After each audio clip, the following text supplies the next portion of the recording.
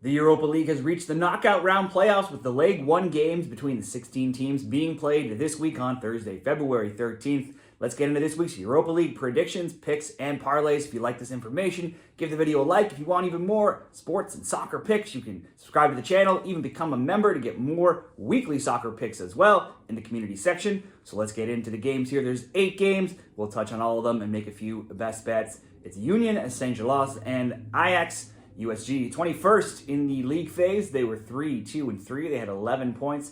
They played to rather lower scoring games, scoring and allowing just 8 goals. Ajax missed out on the top 8. They came 12th, 4-1-3, 13 points. That was 1 point off of the 14 that Rangers had, who finished in that automatic qualification spot in 8th.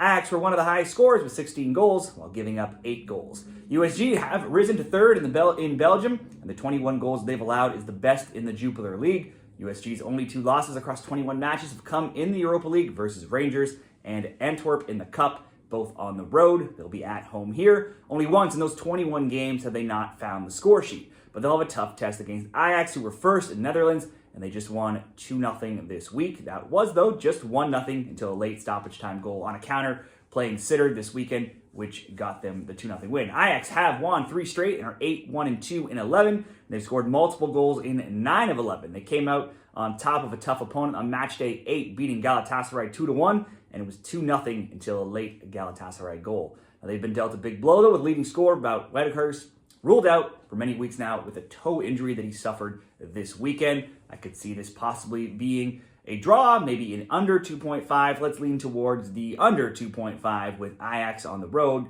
USG not allowing too many goals, and Ajax missing their top scorer. Next up, Midtjylland and Real Sociedad. It's 20th and Midtjylland 3-2-3. They scored 9, allowed 9. They'll meet 13th Real Sociedad 4-1-3, who've scored 13 and allowed 9, and who saw 2 or more goals in all 8 of their games. Midtjylland are tied in first in Denmark with Copenhagen. They've only played 2 games so far in 2025, still being on break in both of those games in the Europa League. A 2-0 win over Ludogorets and a 2-2 draw with Fenerbahce. Look at all matches, and they are mediocre 3-1-6 in their past 10, though. Sociedad have been struggling, and they were 11th heading into this weekend in La Liga, but they got a win. They've moved up to 7th, and their games have all been tight with just 20 goals scored and 20 allowed in 23 games in La Liga. Overall, though, their form's starting to improve. It's only 3 wins in 7, but it's also 3 wins in 4, where they've scored in all 4, and twice, 3 times, and they've also kept 2 clean sheets in those 4 games. Midtjylland only won 1 of 4 home games in the league phase, so they don't own a big home field advantage. I could see a draw here, or an under, or a tight Sociedad win, so I think this is tough to say. Draw plus 230, under 2.5 is minus 130. You could try to create a same-game parlay. Sociedad double chance, the win or draw, and under 3.5 at plus 110 looks like a good option. Or let's just lean again towards an under 2.5. There's 2 more early games on Thursday, and we'll pair 2 of them into a parlay for one of the best bets. It's Ferencvaros and Viktoria Plzen. 17th, Ferencvaros is 4-0-4. They've played in a bunch of high-scoring games with an average of 3.8 goals per game, going 6-2 to over 2.5 during the league phase. Plzen's games also saw over 3 goals per game at 3.1. They were also 6-2 to the over. They were 16th, 3-3-2. So these teams were side by side in the table with 12 points each.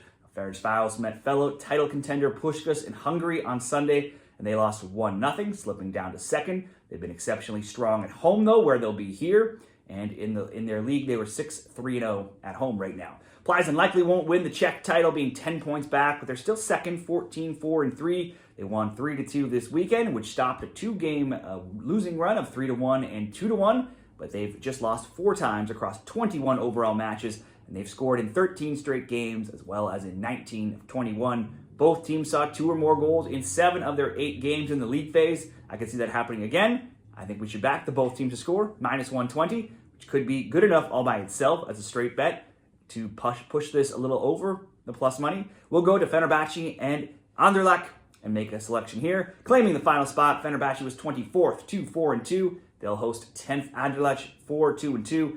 Anderlecht just missed out on the top 8, and they saw some high-scoring games at 3.3. All 8 of their games saw 2 or more goals, and they both scored and conceded in 7 of 8. Fenerbahce are right in the title race in the Turkish Super League at 2nd. They've piled up the goals with 57. That's the most in the league, even above Galatasaray. Look at all matches, and they're undefeated in 12 with multiple goals scored in 10 of 12, only 2 losses in 19. In their 8 Europa League games, they've scored in 6 of 8, but they also conceded in 7 of 8.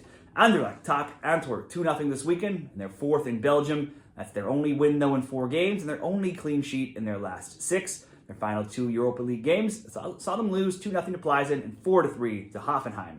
Anderlecht are out defender Jan Vertonghen, but then Fenerbahce are also out several defenders and their starting keeper, both. But they've also added a ton of signings in the January transfer window. I could see a Fenerbahce win. I could see that both teams to score, or at least 2 or more goals being scored in this parlay. So in case we get both teams to score, or maybe a 2-0 Fenerbahce win, we'll just ask for over 1.5. Fenerbahce, Anderlecht, over 1.5.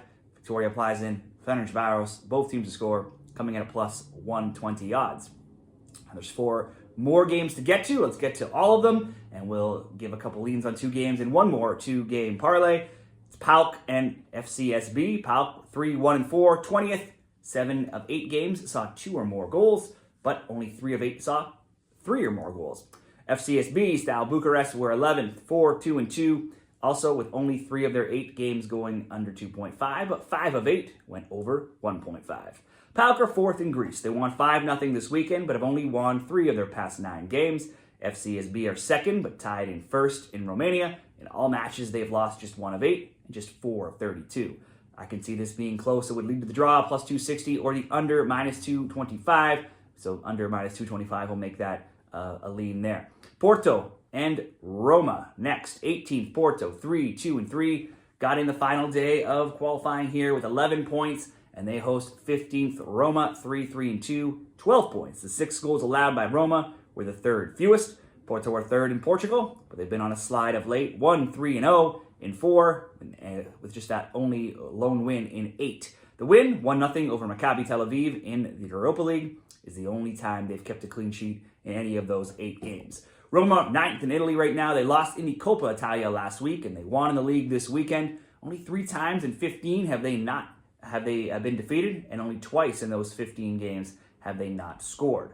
Now, Roma's road form has been abysmal, though. Despite winning 2 of 3 recent road games, one of those coming against Venezia, they're 2-8-7 on the road in all competitions this season. So the road's not usually a place you want to bet on Roma, which is where they are here. Roma, though, is in better form. Possibly they could get the win if I had to pick somebody to win this game. But in a away draw, coming back to Italy tied wouldn't be that bad either.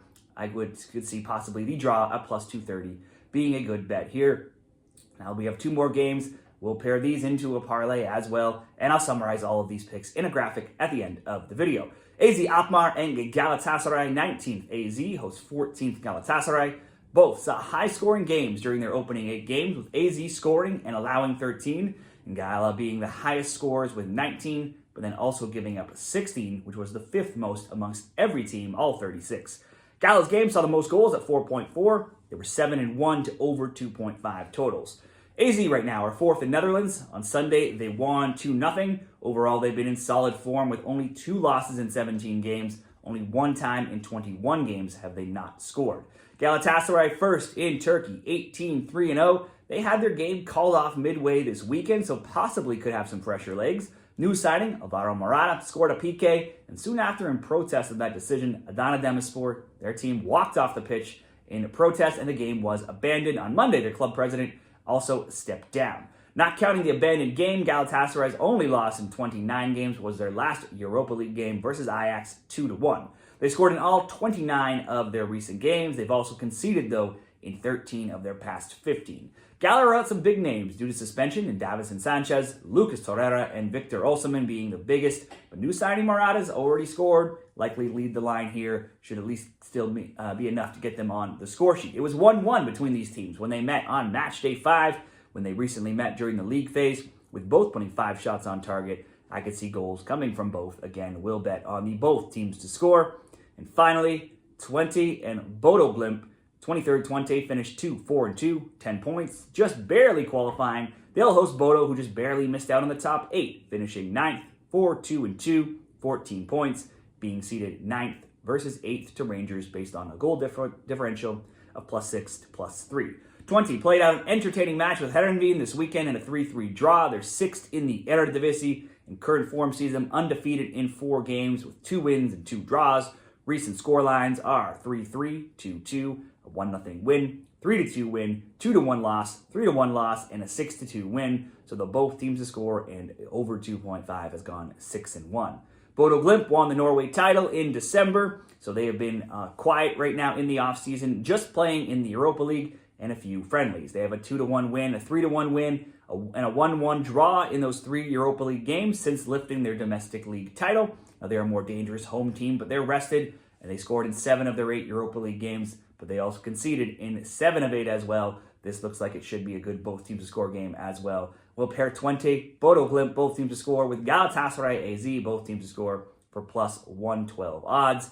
That wraps it up. 2 best bet parlays in 4 Europa League games, plus some leans in all the other games as well. Check out the summary in the graphic at the end. Share your picks, what you're betting this weekend in the comments, and good luck this week.